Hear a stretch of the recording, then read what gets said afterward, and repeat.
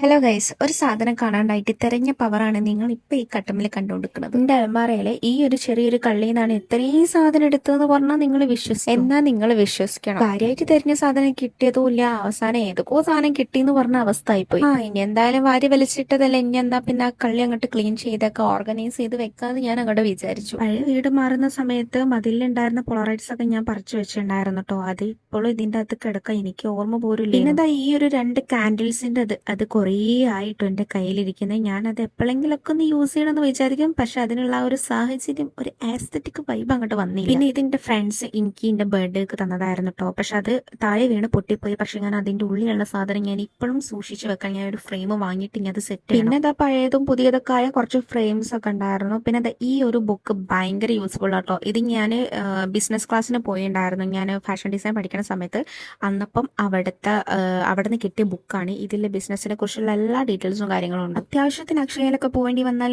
ആവശ്യമുള്ള ഫോട്ടോ ഒന്നും അന്നപ്പോൾ കിട്ടില്ല ഗൈസ്. അങ്ങനെ എൻ്റെ കാണാതായി പോയ ഫോട്ടോ കിട്ടി ഗൈസ്. അതിൽ ഒരു പഴയ ഫോട്ടോ ഉണ്ടായിരുന്നു, അതിൻ്റെ എപ്പൻ്റെ പേര് പോയപ്പെടുത്തായിരുന്നു. അതുകൊണ്ട് ലിപ്സ്റ്റിക് ഒന്നും ഇല്ലായിരുന്നു. പിന്നുള്ള ഫോട്ടോ ഞാൻ എൻ്റെ ഇഷ്ടത്തിന് പോയെടുത്തു. അതുകൊണ്ട് കുറച്ച് അത്യാവശ്യം ലിപ്സ്റ്റിക്കും കാര്യങ്ങളൊക്കെ ഉണ്ടായിരുന്നു. പിന്നെ ബേഡേൻ്റെ ഓരോ കാര്യങ്ങൾ, ഇത് ഭയങ്കര യൂസ്ഫുൾ ആയിട്ടുള്ള ഒരു സാധനമായിരുന്നു കേട്ടോ. പീരീഡ് ക്രാം എന്ന് പറയും.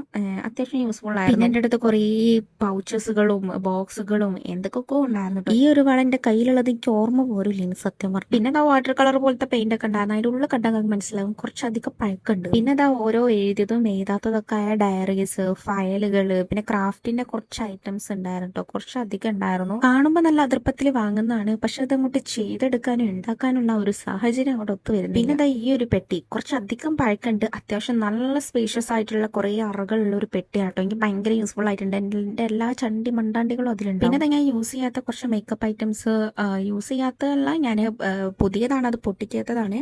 അപ്പം അതൊക്കെ ഇങ്ങനെ ഒരു ബോക്സിലാക്കി വെച്ചിട്ടുണ്ടായിരുന്നു. ഇതൊക്കെ ഞാൻ നല്ല ക്ലീൻഡ് ആയിട്ട് ഓർഗനൈസ് ആയി തുടച്ച് വൃത്തിയാക്കി ഞാൻ നേരെ ആ ഒരു കള്ളിയിൽ കയറ്റി ഓർഗനൈസ് ചെയ്ത് വെച്ചിട്ടുണ്ട്. എല്ലാം അങ്ങോട്ട് ഒതുക്കി അങ്ങോട്ട് വന്നപ്പോഴത്തേക്കും കുറച്ച് സാധനങ്ങൾ ഉള്ള പോലെ ആയി ഗൈസ്.